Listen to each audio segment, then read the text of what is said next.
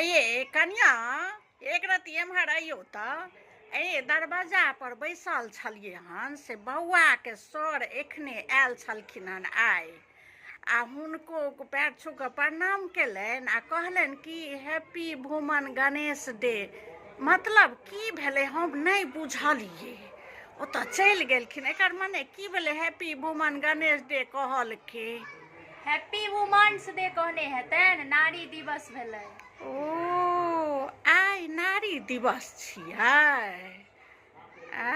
देखियौ हमरा ओकर शुभकामना देलखिन, हम तऽ बुझियौ एकर मने की होइ छै कनिया? ई सब तऽ पहिने नहि होइ छलै, एकर मने की होइ छै नारी दिवस दिन? आइ छुट्टीके दिन रहै छै।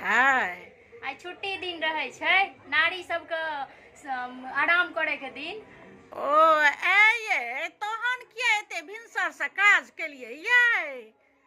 दोष लागि जेतै हमरा सबके कनिया ये। एतऽ बड्ड काज केलहुँ, अहूँ भिनसर से सबटा काज केलहुँ हन। आइ छुट्टीके दिन छलै नारीके। ओ हौवे देखियौ यौ आइ हमर सबके महिलाके दिन छियै हौवे। कनिया एखन हमरा बुझा कऽ कहलक हन आ सबटा काज राज अपने केलहुँ, कनिया केलकै।